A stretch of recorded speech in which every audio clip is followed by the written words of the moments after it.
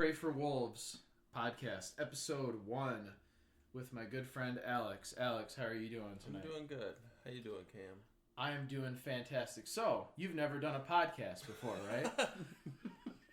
I've done 1,500 in my head. 1,500 in your head. Who is your biggest radio inspiration? That's a good question. I'd say the most... I wouldn't say inspiration. I'd say who I'd most likely like to be like, I guess, would be Joe Rogan. But that's just because he's so down to earth with everyone. So you want to trip on DMT and do ice baths? I do want to do the ice baths. Okay. You can leave out the DMT, though. Leave out the DMT. Okay. Do you think... What are the benefits of ice baths? Is it safe to say that you're a big health person? I try to be healthier than the average person, I would say. Okay.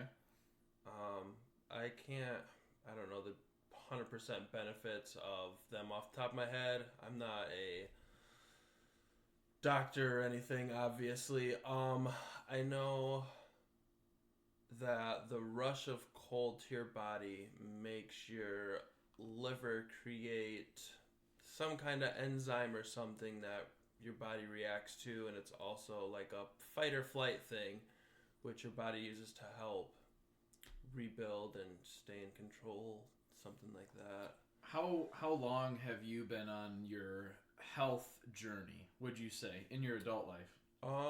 Where you've been like consciously approaching it in a certain way? I would say the last 2 years I've been a lot more conscious. My wife has been longer than that. She's probably been doing it at least 7 years. 7? Compared to me, being a lot more adamant, like starting to read the back of everything I buy if I've never bought it before, kind of thing. That just happened within the last couple of years. Okay, that you started doing that. Mm-hmm. How long have you been active at the gym? I've been on and off for 5 years. I've never been consistently going for at least a year. It's always been a few months here, and then I take a long break, either because of work or because I got lazy or such. I'd say right now I've been going about 6 months, and I've probably been a lot more consistent in the past 6 months than I have in a while. At least like paying attention to what I'm doing, how I'm doing it, that kind of thing. Did you do it at all in your teenage years? A little bit when I played sports in high school, but not much, no. Okay, so your introduction was really your adult years when you were kind of, I guess, did you introduce yourself to it? Yeah, I got sick of being the skinny guy. Okay. See, mine was the opposite. I got sick of being the fat guy. I got sick of being fat. I think I was in like 7th grade of middle school, and I was so freaking self-conscious, dude. I was just looking at myself like, damn, you are such a lard ass. I don't know if you've ever seen that movie, Stand By Me. Have you ever watched that? I don't think so. It's based on a Stephen King novel. Anyway, it's a famous movie. It's got Corey Feldman in it. And there's a famous scene in that movie where the fat kid's like at a table and all the kids are pointing at him and they're like, lard ass, lard ass, lard ass. And at that point, I have to say that's kind of what I felt like. Oh man, it's so hard not to drop names. Anyway, so around 7th grade, I was like, damn, look at me, I'm so fat. And I was like, hey, I think I literally like walked up to my dad and I was like, hey, I'm fat. And he was like, okay. And I was like, what can I do about that? And he's like, well, I think they have a cross-country team. And so that's how I got introduced to running. And at first, dude, if you've never ran in your life, literally, which I think most people haven't. I don't think most people have ran more than 2 miles. And I would even say most people have never ran more than a mile. I would agree to that. Mm-hmm. If it's your first time doing that, if you're just being introduced to that world, it is like it seems like an impossible mountain to climb. My coach at that time, really great guy. Interestingly enough, a fellow Christian, right? Mm-hmm. Interesting how the Christians, all the nice people in my life and all the very cool people in my life are all Christians. Interesting how that works out. Just throwing that out there. His name is Kevin Parker. Great guy. Dude, he's one of those guys where he's got like 7 or 8 kids. I mean, and he's one of those guys where he's like a church counselor. What's that called? A youth counselor. Mm-hmm. Youth counselor. He works. He's just all around family guy. Fantastic guy. One of the greatest guys I've ever met in my life. Shout out Kevin. That was kind of my introduction to exercise and running. For me, I think I've just always been a runner. I've never been the guy to go into the gym and just pump weights like that. Something about the runner's high, especially when you get past like 2 or 3 miles, then it really kicks in. And you get that natural high and that natural adrenaline. And I really think, for me at least, I mean, I could literally go years without running, and I could pick it up very quickly. I could just start running again, and then within a couple weeks, I'm pretty close to where I was. I don't know if 27-year-old Cam, if that still applies to him or not, but I think I could still pick it back up. I'm hoping to get back into it more in the warmer months, because I've always hated running in the cold. Have you ever been much of a runner? No, no matter what, I've tried to get into running, and I hate it every single time. I've only gotten the runner's high once, and I wasn't anywhere close. I got it off like a mile because I'm assuming because I'm not a runner, so that was everything I had. And then I got it, and I thought it was the coolest thing ever.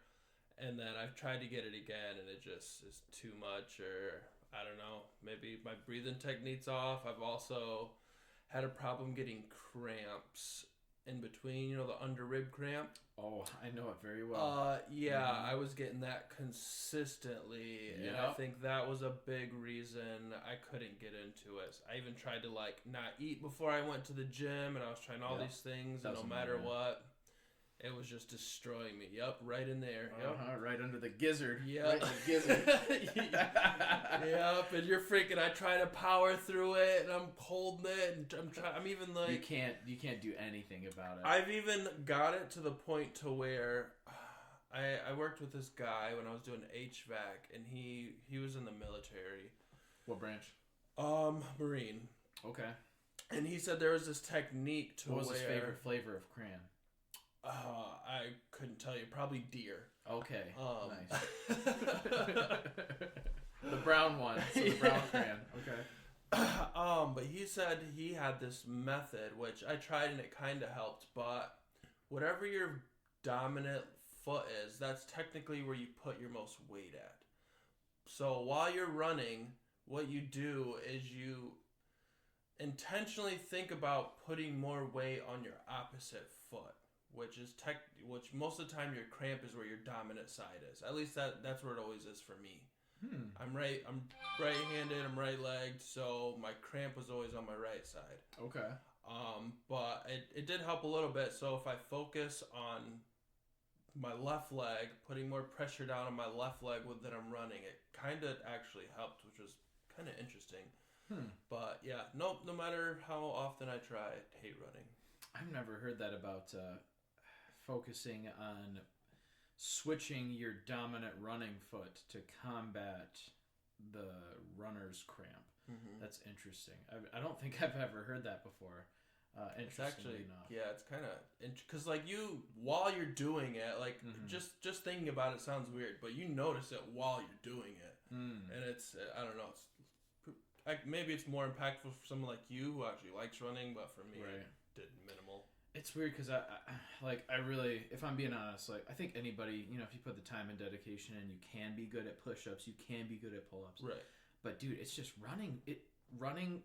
Especially when I look at other people and I talk to other people, running just seemingly comes so easy to me.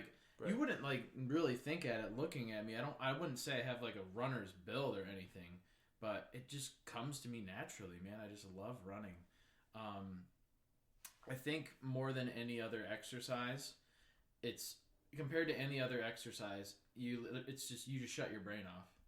You don't have to think. You can put 100% focus into what you're doing, but it's not very technical. It can be technical, Right. but it's a lot easier just to shut your brain off and just do it and just kind of zone out. But you're being productive while you're zoned out. Right. Yeah. So. Yeah, that's how my wife likes to go, because she's like, I can just turn my brain off, and she likes a step climber, and she runs a little bit, but she prefers a step climber. She's like, I can just go there and I can just turn my brain off, and I know what I'm here for. This is all I need to focus on, and that's it. And I think that's part of the big reason people do work out, besides just trying to look better. But I think being able just to go to the gym and just turn everything else in the world off. See, I can appreciate, like, for me, it's a line between vanity and bettering yourself, because I am somebody that I think has succumbed to the temptation of vanity, to where I am definitely too focused on the vanity aspect of it, to where, oh, I need to look better because my Tinder profile will do better if I look better. But I would say I have done it in the past. I've worked out more so for the vanity aspect of it, rather than I want to be healthy.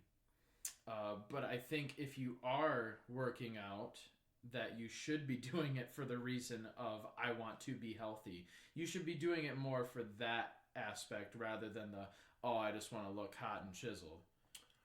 I think whatever gets you in there is a good reason to, whether, because you're going to get the benefits of both regardless. So if you're going in there to look good, you got to put in time to look good. Right. But at the same time, you can only be so healthy if you're not eating healthy. So you can you'll be healthier than the average person who's not doing it.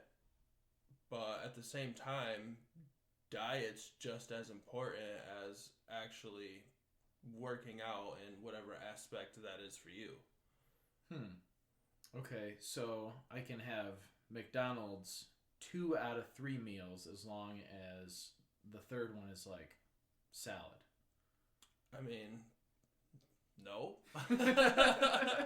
I mean, you could eat McDonald's every day and you could probably have it'd still be in some sort of shape. Did you watch that movie?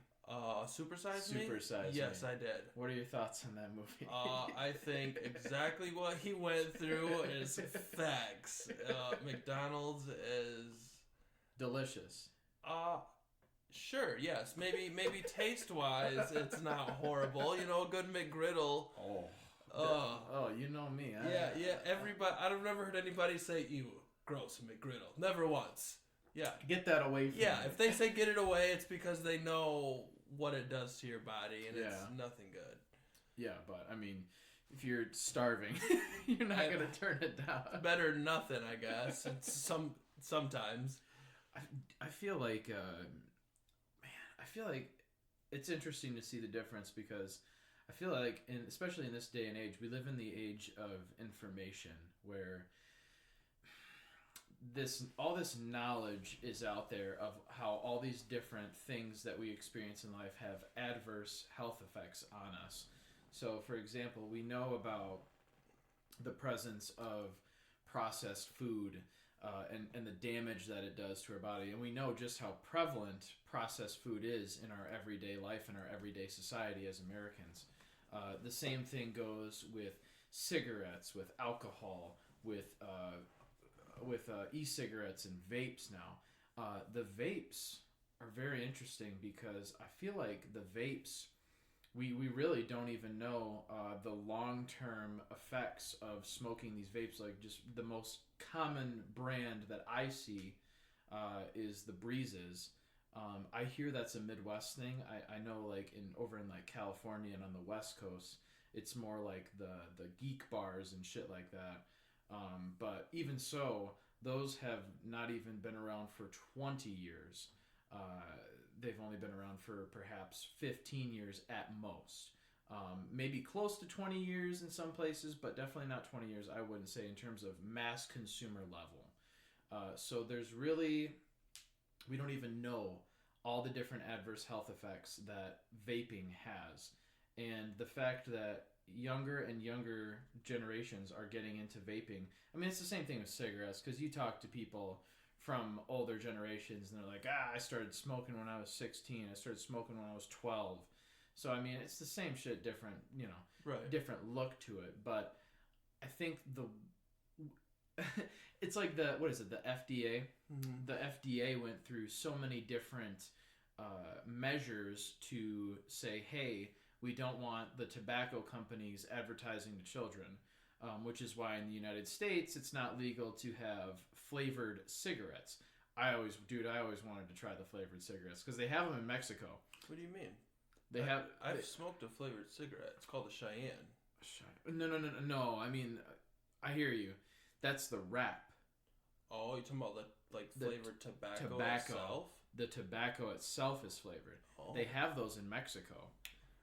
So you could literally drive across the border, and I've heard that people right on the border have done it, to where they go to Mexico, they buy a shit ton of cigarettes, and then they just come right back and they smuggle them in their car. So I don't think they'll let you take them in the U.S., but you have to they'll have compartments in their car and shit. I've been a part of some sketchy Reddit groups, so I wouldn't be surprised. People smuggle whatever they can. Yeah, my FBI agent's listening to this right now, and he's like, "I already knew all that, bro." They actually had grape flavored cigarettes, and I was like, "Oh man." I was like, bro, I need me some of those. I'd be like those Chinese kids, and you know what I'm talking about? Those Chinese villages. Yeah, they're smoking each one in between each finger. We called that the Wolverine when I was at. Have I ever told you about that? No. So believe it or not, right? At the good old Marines smoke pit and San Angelo Air Force, or Goodfellow Air Force Base in San Angelo, Texas. Shout out to all the Marines at the Marine Smoke Pit at Goodfellow Air Force Base. If you're listening to this, you fucks. Because I had a very intelligent Marine. I know those words don't usually go together, but I had a very intelligent Marine at the smoke pit one time. He put cigarettes in the creases of every single one of his fingers. He then proceeded to take all of those fingers that each had a cigarette in between them and then fold his hand into a fist, and then proceeded to smoke 3 to 4 cigarettes all at one time. Sounds very healthy. Productive. Productive as well. We also would play with the rocks and make messages with the rocks as well. What else are rocks for? Just throwing them at glass or something. Right. I mean, good God, man. That was the funny thing too. Was when I was in the Air Force, I never hung out with the Air Force people because they were just a bunch of fucking nerds. I always. That seems like you'd fit with them more. I was a little more rambunctious, okay? All right. I was the guy who dyed my hair neon red just to piss off my sergeant. Really? Did I tell you that story? No. All right. I don't think I've ever told this on podcasts either, so fuck it. My sergeant at the time was really pissing me off when I was at Goodfellow Air Force Base, and we had inspections. So we had our blues inspection. Now your blues, that's when you see the pictures of look at these spiffy young airmen, that's your dress blues. That is your dress uniform. So you're spending all day. You got an inspection, right? You got to make sure your ribbon rack is perfect, not tilted, it's got to be level. It can't be fucking tilted. If it's tilted, that's a fail. It's got to be level. There's a specific order they got to be in. There, you can't have any stray hairs, so you got to go and you got to clip all the little strands of material cloth off of your clothes. You got to lint roll everything. It's got to be flawless, right? Well, I wanted to piss off my sergeant. I wanted to send the biggest fuck you message of all time. So I spent all day. I think I spent the entire weekend. I'm not shitting. I spent the entire weekend making sure my uniform was flawless. Perfect. And then I dyed my hair neon red. Which is an automatic, it's an automatic fail, but nobody's ever done that before. Ever. Nobody, who does that, right? Me. I do that. So, just to send the message of, I don't fucking like you. Mm-hmm. This is how fucking petty I can be, okay? So I go to the blues inspection. There had to have been 150 airmen, all in our dress uniforms. the sergeant. The sergeant's up front. I was all the way in the back to the right corner. The fucking sergeant. Usually there's an order to it. You're supposed to start up there, right, and then come over here and work your way and go down a certain way. She comes right to me.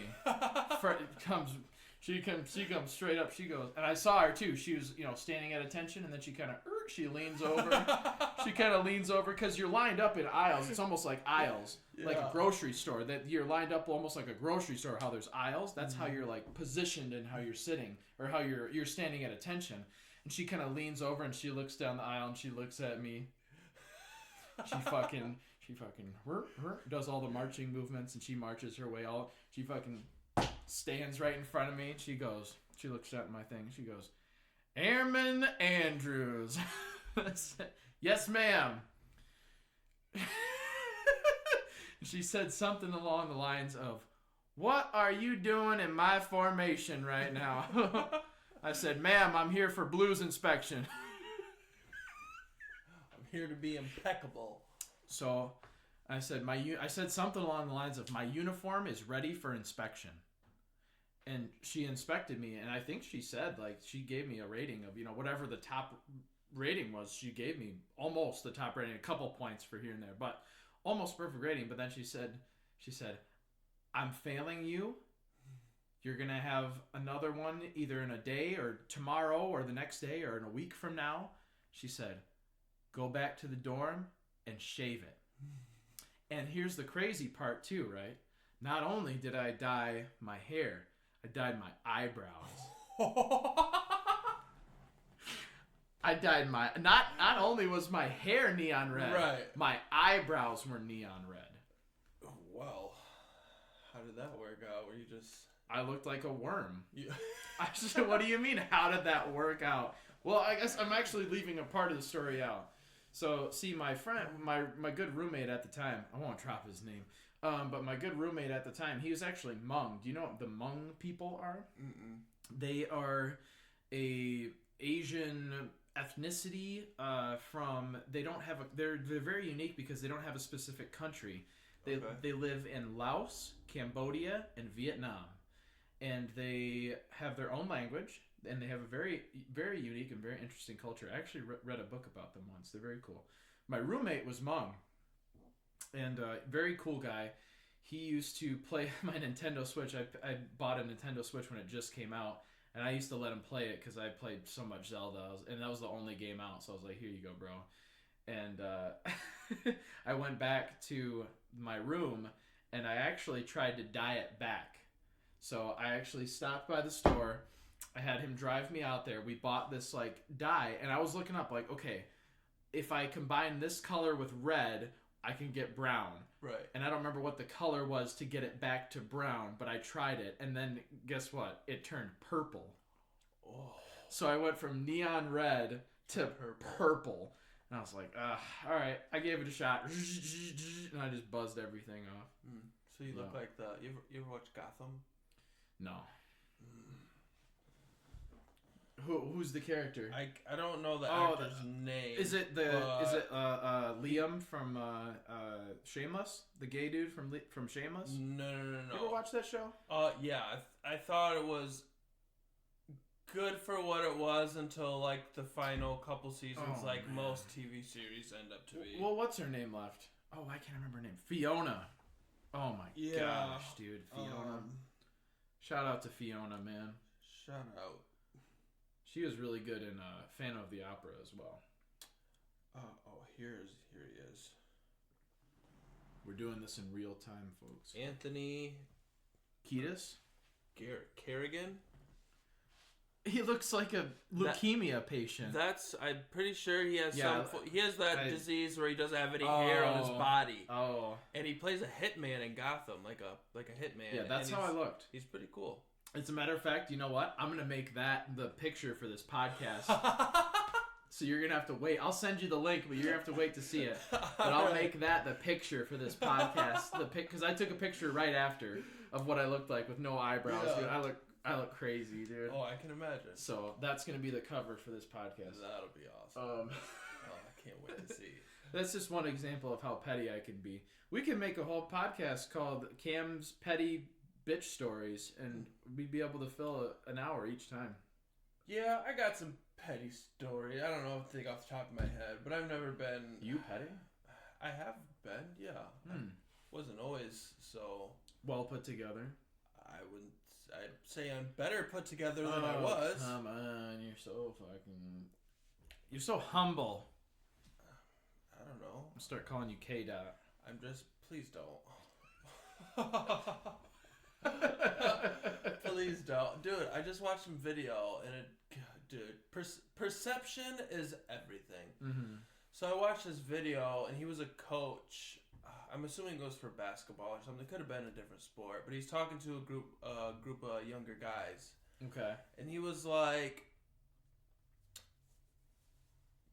Kendrick Lamar won a Grammy off dissing somebody, essentially, and being like, so essentially he got praise for bringing somebody else down. Yep. And the rest of the world is complimenting him on bringing somebody else down. And he's like, that's like really bad to think about. Like, you're praising, he even did it in the Super Bowl, the #1 watched thing in the world, I'm pretty sure. Mm-hmm.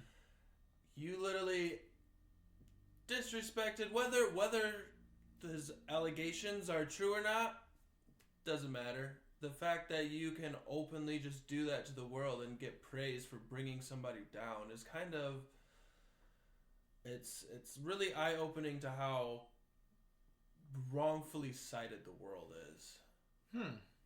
Yeah, it even gave me I never thought about it until I heard somebody else say it. Right. But not saying the song's not good, because it is good. Mm-hmm. Not doubting his talent at all. Just saying that. That's kind of hip hop, though, right? That's kind of the whole part of. I think hip hop has always been more negative than positive. I would agree. I don't know if negative's the word I would say. I'm white, by the way. I wouldn't say negative. I'd say just the image that is produced from rap isn't the image I think most people actually want to live. I think it's a lot of them do live, but the music is really catchy and it is good for the most part. It's just it pays the bills. I also think it's a bad image to perceive to a younger generation. Everybody wants to hear what they don't need, so now these rappers gotta struggle to give you that bullshit music so they can continue to live. The position that I'm in is quite an interesting predicament, I will admit. That's B.O.B. I was just gonna say, is that B.O.B.? Yep, Generation Lost. And it's so crazy, dude. I feel like he's like a rap prophet, dude. Like all of his like earliest rap songs, the shit he's rapping about, and then just like the rap industry over the next 10 years after that came out, it's literally like he's predicting the future, dude. Mm-hmm. It's so mind-blowing. And then he, honestly, B.O.B. for me has always been probably my favorite rapper besides Kanye. The artist formerly known as Kanye West. Yeah. Currently known as Ye. Man, yeah. What's up with Ye? I don't even know if that's the real Ye. All I know is whoever that is out like a light. Out like a light, huh? Yeah. Gosh, I've been a fan of his for so long that it's really hard for me to have like an unbiased opinion on it, just because I've been a fan of his since 2008 when Graduation came out. I remember when that album came out. First song I ever heard of him was Flashing Lights, and that was, dude, that time in music was crazy because we had Gaga at her peak. We had Kanye at his peak. We had, oh my God, like B.O.B. was just coming out. We had, there's like a million others that I can't even think of off the top of my head. But that like time in the music scene, Taylor Swift, I mean, Beyonce was killing it at that time. So many different rock bands were coming up at that time. Crazy time for music. And it's interesting to see the evolution of his career which I believe his first album came out in 2004, but he was producing songs for all of Jay-Z's artists, Rockefeller Records, as far back as the early 90s, maybe mid to late 90s when he started producing for Rockefeller. But just to see his evolution as an artist and his journey as an artist, I definitely think that his journey has been very inspiring for a lot of people. And here's why I think his journey as an artist has been particularly inspiring for me, is because he showed that you could be successful in more than one thing. Because I think for the longest time, the idea of being a rapper was such a one-note thing, where if you were a rapper, you had to make your money, get in and get out, and at some point you were going to fall off. And it was like everybody in the hip-hop scene, whether you were a rapper or whether you were a fan, everybody was waiting for the big guy to fall off and see who's up next. Everybody's talking about who's up next. So it's this kind of this perpetual motion that was set in place for the rap game. And to see someone like Kanye not only stay in the spotlight for such a long time, but also give us quality project after quality project, innovation after innovation in terms of the sound, in terms of the touring. I saw him in 2016 when he had the floating stage for the Life of Pablo tour. Insane. Incredible experience. I loved that show. It's one of my favorite concerts I've ever been to. And I've been to a million concerts. And to see him go from the Nike shoes to Adidas to then his own Yeezy line, and to cross over into the fashion world. And the interesting thing that I think a lot of people, everybody knows, like, you ain't got the answers, Sway, you ain't got the answers. How, Sway? Like, people meme that and make fun of it. But if you listen to what he's saying that, when you're more naive and you don't understand, like, and I kind of have this more grandiose understanding of things now, it really is not about what you're capable of. It's about who you know. It's about your connections. Sure. It's about your connections and the people you know, because it doesn't matter how talented you are, because the record label executive, he's going to give his granddaughter a shot at a record before you. And that's just how it is. And so for fashion, I could make, this is a golf wang hat that I got. So this is Tyler, the Creator's brand. Tyler, the Creator, when he first started doing fashion, I mean, it really took a long time for it to actually take off, because there's so many blockades put into place in the fashion world. All the people that know the promoters, all the people that know the manufacturers, they all huddle that shit close to themselves. Yeah, they've already made connections. Yep, and they aren't just going to hand it out to other people. So I find that is not only true with fashion, but it's true in pretty much every industry and entertainment. And that's why we have such like a weird environment in Hollywood, or Hollyweird, as I like to call it. What do you know about like the Will Smith and his family? What do you know about them? I know that they were, Will himself was, and probably still is, for I'd say the most part, a beloved actor. Mm-hmm. Also somewhat of a songwriter. He did drop some music that just pretty good. Mm-hmm. Welcome to Miami. Yeah. Fire song. I think, like, even J. Cole said the Will and Jada love in a song, and that just like goes to the content of what the image was that they had. The image, yeah. Yeah, the image. And I think the Oscars or the Grammys, where Will... The Oscars. Yeah, Will smacked Chris Rock. I think that put a really big spotlight on who the family is, which...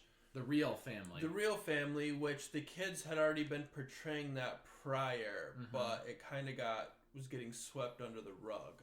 I feel really bad for the kids, man. For Jaden and Willow. I feel really bad for them. Especially, I don't know if you've seen some of the shit I've seen, especially with Jaden. There's some really... Dude, there's some damning videos mm-hmm. from... Especially when he was really little. Like a not a toddler. Just a young kid. Young kid, yeah. Young kid. There's a video where he's like, yeah, whenever it's time for school, my dad pulls his pants down. You ever seen that video? Oh, I think so. There's a whole family. They were like in a they was like a TV like show Oprah interview it was like Oprah or something. Yeah, it was one of those shows. Yeah. Yeah, it was like something like that and something with like kissing or something, I thought. Dude, there's a video. They were doing promo for the Karate Kid. Jackie Chan you can see Jackie Chan in the video, but they're like on stage and he's like, man, I love my son. And like Jaden tries to pull away. Will fucking grabs his head, dude, and like grabs his head and like forces him. It's so uncomfortable, dude. It makes me crawl out of my skin. And then they wonder why the kids are so messed up. Right. It's like, well, look at the family. How do you grow up? Because that's not reality. Being a celebrity. Yeah. As a kid. Yeah, like it's one thing if you're Will Smith because you've been in movies, you've been a rapper, right? But he really didn't get into it until his older, his like what late teens, early 20s. I think that's when he got into like the Fresh Prince of Bel-Air and stuff. Right, not from birth. No, yeah, I think being in that kind of limelight has the potential to take your childhood away, and that's how you get to where a lot of kids now, if kids don't have their childhood, they don't have the actual time to develop their brain as it should develop, and instead you're getting forced to be an adult, which is how you go and get into other problems that all society's dealing with right now, just like child molestation and all the rest of that kind of stuff. It all stems from, not all of it, some of it varies, but I feel like a lot of that kind of stuff stems from that area, is not being able to be a child, not being able to let your mind wander free, not having all this stuff shoved in your face from such a young age that shouldn't be for your eyes or your ears. The internet makes it harder to avoid that now. Like it does, 100%. It's so much harder to avoid that. I think you and I have talked about this before, but like our generation was really the first generation to grow up with the internet. I think growing up with the internet in the 90s was one thing, but growing up with the internet in the 2000s was an entirely different beast. And they treat it like it's no different. It's like, dude, as soon as they introduced the ability to have videos on the internet, oh my god, it was a whole another dimension. And then you saw the rise of 3 guys, 1 hammer, 1 guy, 1 jar, the Pain Olympics. 2 girls, 1 cup. The the GOAT, the classic that everybody knows. I definitely don't think that my parents knew better. They didn't know what I was finding on the internet. But bro, if there was a class action lawsuit, there'd be fucking 300 million people involved in it. You know what I mean? There's an entire generations now, especially, it's not going anywhere. Right. All the young kids, it's worse now. Like our generation though is just unexpected. Yep. And then it kind of just quadrupled by the 10,000s of what it was when we were younger. The scary thing and the crazy thing is like, and Instagram is a great example.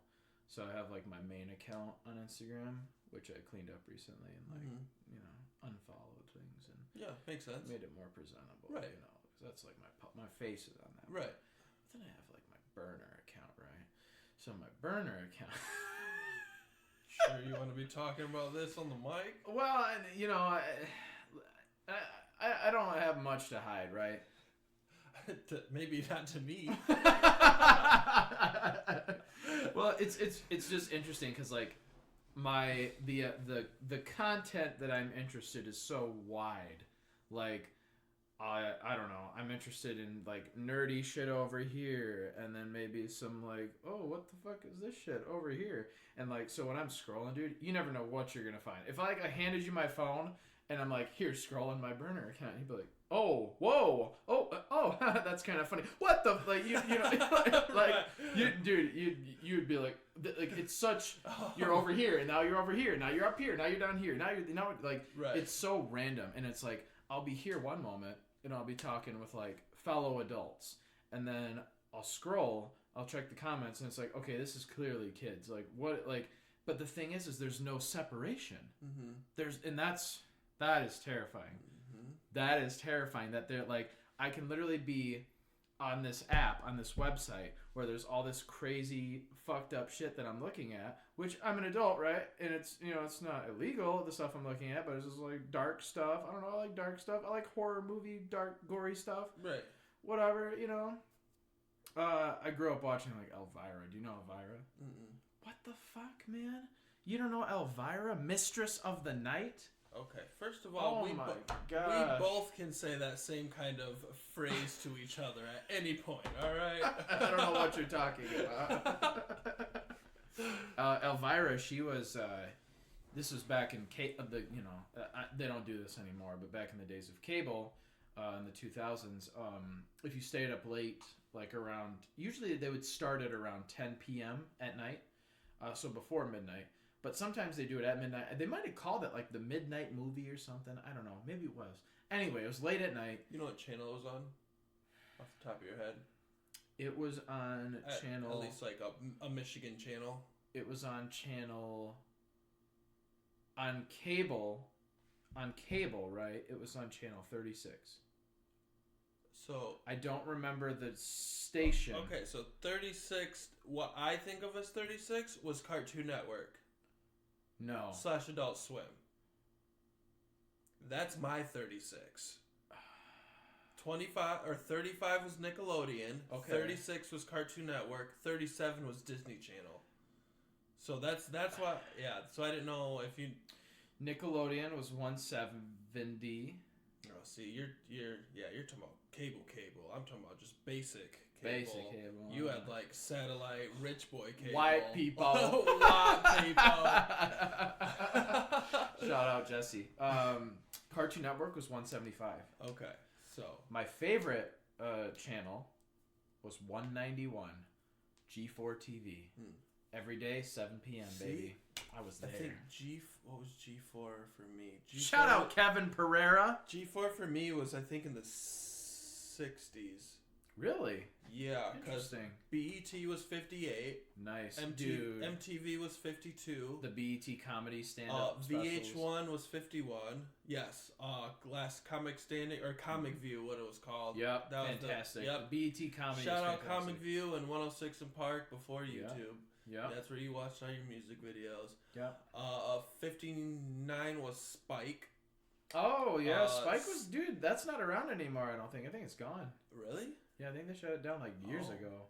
Yeah. 63 was Animal Planet. Dude, I got all this. This is all burned into my mind. Yeah. 34 was, I think, Oxygen, but that's where the Sue Sex Lady would come up. So I was this old lady. People would call in with these sex questions, and I barely know what she's talking about. Right. She had like these little dolls. She's like, "Oh, try this position. I've seen this toy." Yeah, I guarantee she's gone now. R.I.P. But man, I was a young teen. I was probably like 12, 13. Like, what is going on? Why am I interested in this right now?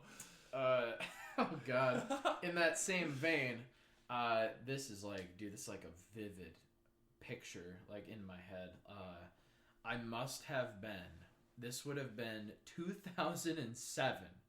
I would have been around 10 years old, okay? I'm sitting upstairs. I'm on a hardwood floor. Mm-hmm. I'm sitting on the floor. No chair, no pillow, nothing. I'm sitting on the hardwood floor. I had the box TV. It was a Toshiba on the floor. No TV stand, nothing. TV's on the floor. I'm sitting on the floor. I got the cable box on top of the TV. And it's like 2 a.m. And I got the TV on. I got the volume just enough. I'm like super close so I can hear it. Just enough. Just enough to hear it. They had a show called Cinematech. Nocturnal Emissions. Okay. I'm assuming you had the last button on a different channel. Yes, the previous. I had my finger on the previous channel. I had my finger constantly on the previous channel button. So if that door cracked even a little bit, click previous channel.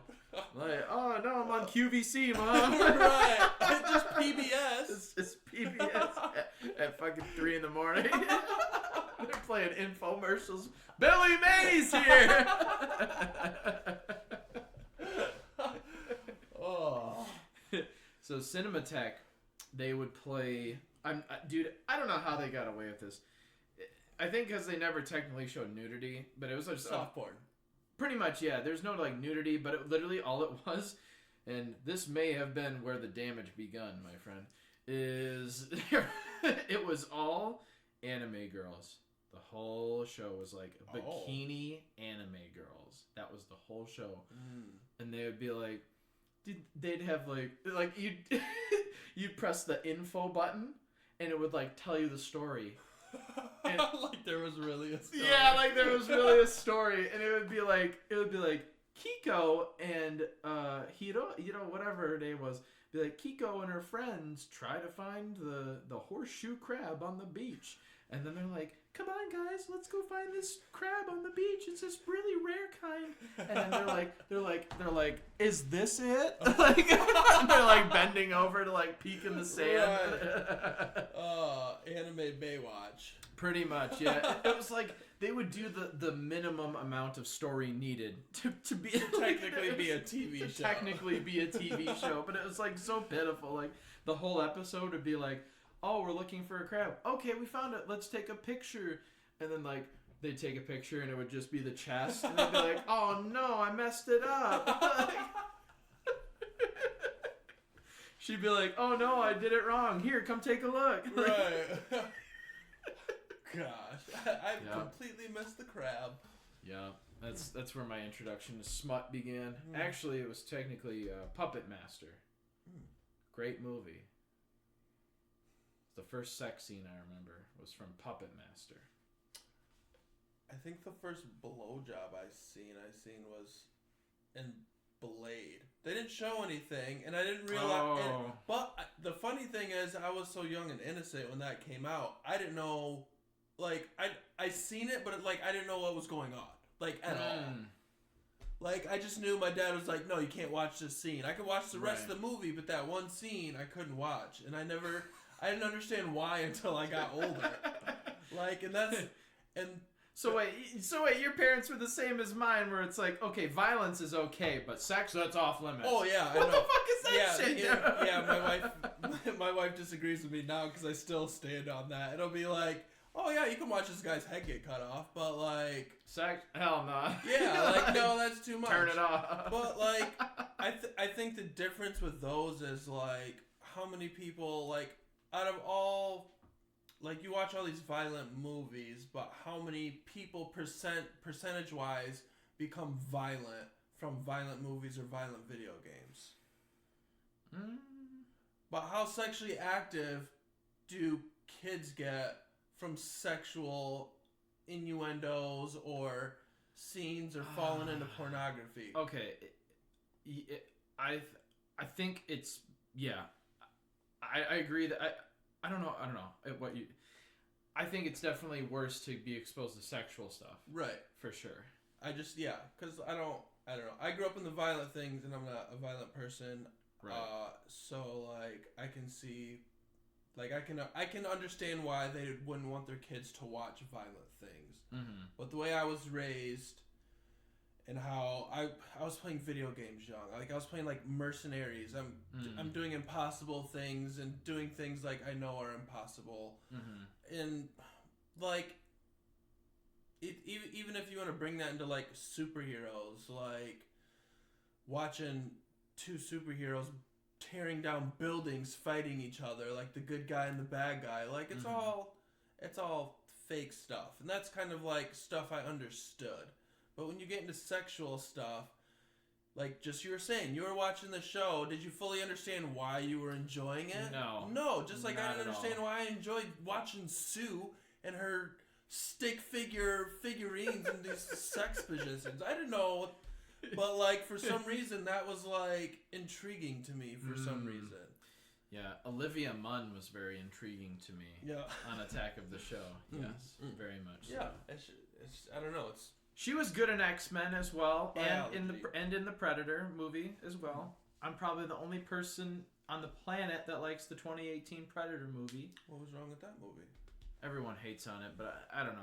I love Olivia Munn, so I have to like it. Which one's that one? The 2018 one? It's the one where I don't know. It's like really generic.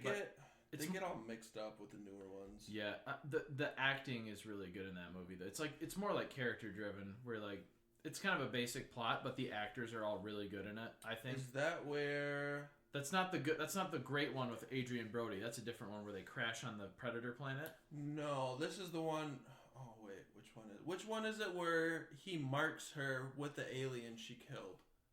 She killed one of the aliens, and then he takes one of the tentacle things in the acid and gives her the mark, which is what the mark comes from when you kill one of the alien species. Is that the Native American one? Because that one was good too. I don't. That's why I can't remember. That one was called Prey. And that was like she was like Native American, and it took place like in the olden times before like settlers came to North America. Maybe that's the one I'm thinking of. Mm-hmm. I don't know. What do you prefer, Alien or Predator?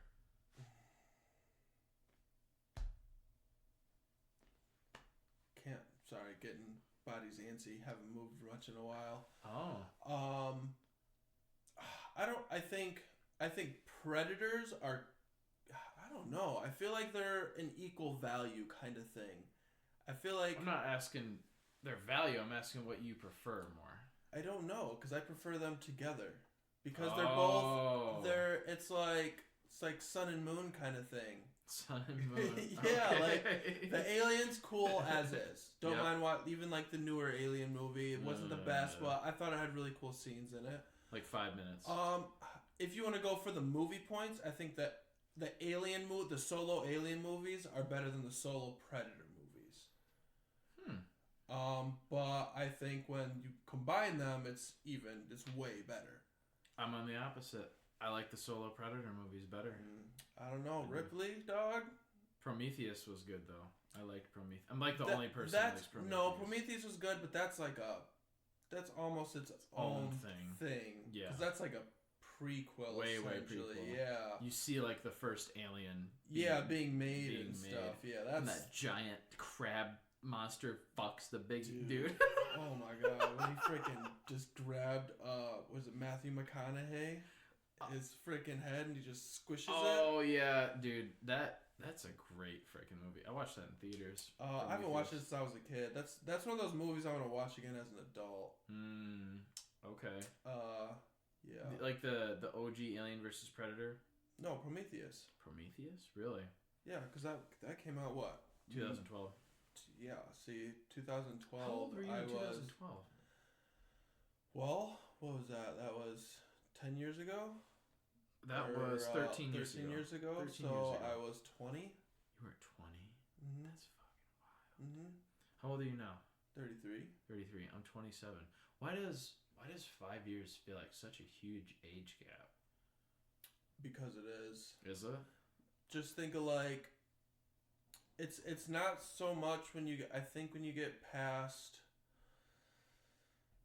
I think when you get past 40s, it's not such a big gap, but like your brain's not fully developed until what? They say like 26, around 26 is at least for males. I think 26 is around. I feel like it's 27.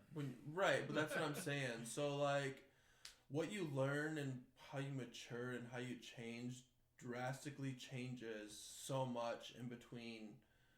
The legal age of an adult here would be 18 to, I think, 40. Should be 30. Yeah, because if you see, like, who I was when I was freaking 21 Oh, you God. wouldn't even recognize me. Same. Completely like different. Same. And even who I was 3 years ago is completely different.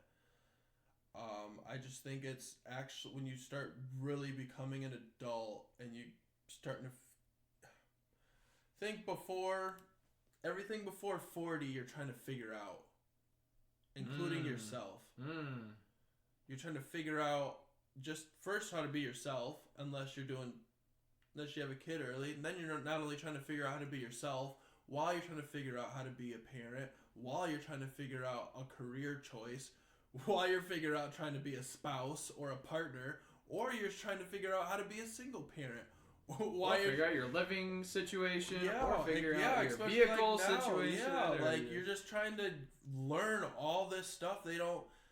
Everything in school, for the most part, they should be teaching you. They're not teaching you until they just throw you in the dirt. And they're like, here you go, figure it out. Figure out how to dig yourself out of this hole now. Literally, like, bro, you didn't show me how to get out of the hole. Nothing. The only thing you showed me was how to get in the hole. Literally.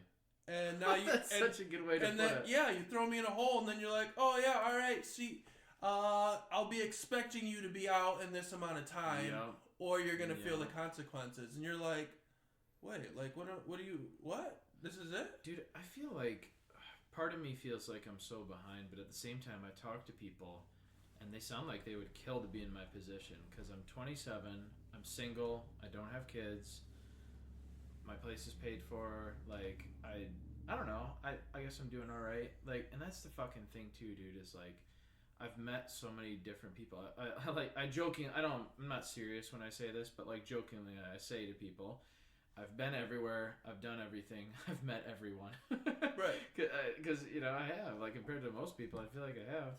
And, dude, a lot of people that I talk to, they'd be like, dude, I would kill to be in your position. You don't have debt, you don't have kids, you don't have shit I don't have shit weighing me down, I have my health, I don't know. And when I say all that, I realize, like, I should be a lot more grateful for what I do have. It's just interesting that I feel like no matter who you are, maybe I'm wrong. I don't know. Maybe I'm wrong. I feel like some people don't let anything get to them, but I feel like I'm aware of so much that I let shit get me down. I don't know if that makes sense or not. Oh yeah, 100%. I feel like some people are just like, I think I'm a sociopath, but then I meet other people, and they're the most troublesome topic on their concern for the day is, oh, my rain gutter is crooked and it's got a little crack in it. And, like, I don't know, dude. There's a difference between people that can just, like, endlessly talk about, like, meaningless shit. And me to where I'm like, I don't know, let's get to the meat and potatoes. Right. Yeah. What is that? Is that a personality? Is that upbringing? Is that situational, like, growing up? Like, I think it's just one of those things. It varies depending on person to person. Because, like, there's certain things in life, like, are a choice. And not everybody knows why intentionally they're making these choices. Some things just fall into place that way. So they make decisions just off what they think is right, and that's how people turn out, how the way they turn out. There's a Kimbra song, I don't remember she has like a dude rapping on it, and he says, all of us want to be something that makes us wannabes, but somewhere down the line, you become who you're gonna be. Yeah, it's excellent. I love it.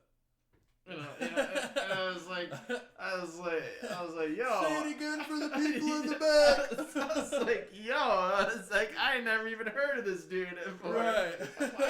Why are you spitting like this on this track, my man? Who is you? Who's this poet you just put on here? I was like, hey girl, what are you doing? I was like, yo, you got a good feature on here. Way better than Below. Yeah. Still don't like that song. I love you, Kate. Kimbra, you're amazing. So, in case she listens. Maybe one day. Oh, dude, that's great. I couldn't even believe that one of my favorite YouTubers commented on my video. That is pretty awesome. I've literally been watching him. I showed you his account because I was like, it's fake. But no, it's his real account. It says that account joined 13 years ago.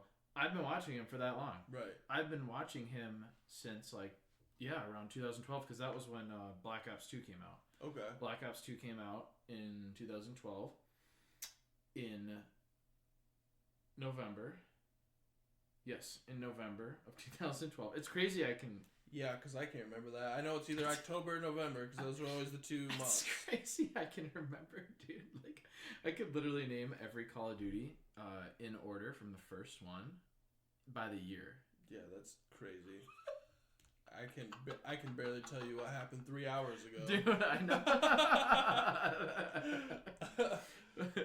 Yeah, dude. It's pretty bad. It is pretty crazy. Like, it's kind of cool, though, like, being in that position like you are, where you, like, notice you following this people for so long. Because, like, not only do you just watch it because you like it, but, like, watching somebody else grow is kind of cool. Yeah. Like Game Rakes. I've been following Game Rakes. Oh, nice. I've been following Game Rakes for a long time. Nice. There's another guy. His name's Joe Raptor. Joe. Oh, I've heard of him. Yeah. He was like I started following him when he only had maybe I don't know. Maybe he had like 100,000 or something like that. So he was still decent, but like I think he's at 1 million now, and like he's found some like he figured out from playing the Division. This is a real gamer. So he was playing the Division 2. This is before Assassin's Creed Valhalla came out. Yep. In Division 2, there was this random poster, which I seen, but I paid no attention to, in like a mall or a building or something, and it had a hint to the Assassin's Creed Valhalla game. It was what the frick was it? I don't remember what it was. I could show you the video a different day. But, like, yeah, he's found that out. And then he was like, this seems interesting that this is here. And he ended up being right about it. And yeah, so it's pretty cool. To kind of touch on that, like, I guess expand on it. It is, like, some people have, like, a more negative connotation. I think it can be negative if you take it too far, which then it would turn into, like, a parasocial relationship, or it would turn into a more common phrasing is idol worship. But I think when you approach it in the right way, in a healthy way, it can be pretty gratifying because, just another example is like, Kimbra was like a big sister that I always wanted. I always wanted a big sister growing up, and I never had that big sister. And I tried to kind of substitute that with attempts at female friendships that never quite went anywhere when I was younger in like middle school and stuff. So I found like Kimbra was just a very positive female influence in my life, and she's 7 years older than I am. So when I found her music, I was like 11 or 12, and she would have been 18 or 19. So she was always kind of that bigger sister role, and to kind of appreciate her growth as an artist. And then, the fact that I like leave comments on her Instagram and she likes my comments back, and, she's replied and like been thank you and stuff like that. That's mind blowing to me. Like, now I'm like, oh shit, that's cool. But like 12-year-old me would have fucking been on the floor crying. Like I would have been so beside myself, And so like in a way that's almost like it's nurturing that younger version of myself to kind of see that come to fruition in a way.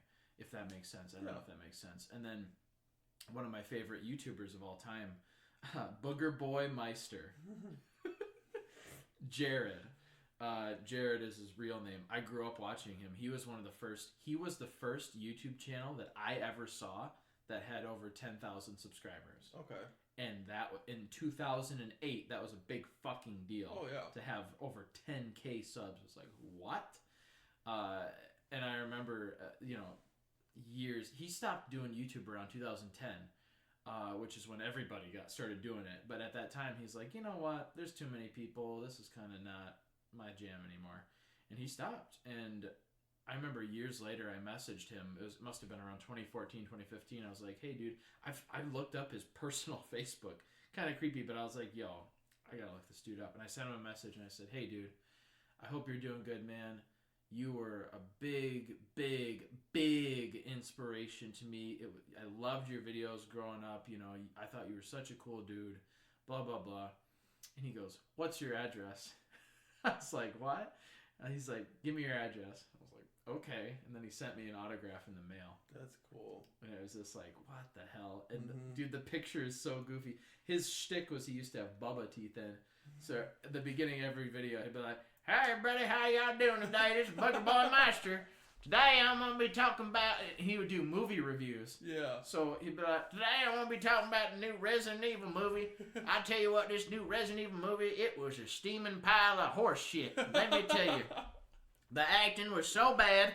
I never seen worse act. I think I seen better acting in my middle school plays back in the day. Let me tell you." So yeah. Interesting. Yeah, something about that always spoke to me. Just like following different people throughout the years, as long as you're not a creep about it. I only have one shrine.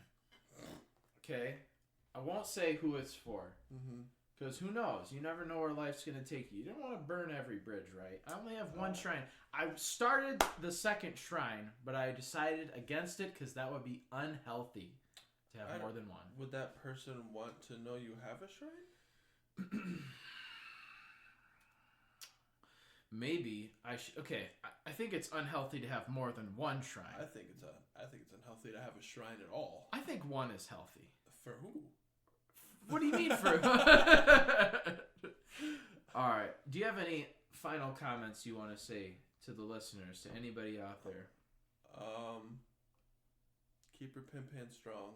Keep your pimp hand strong. 2025. Pray for Wolves. Alex, thank you. Anytime. Very much. This has been Pray for Wolves.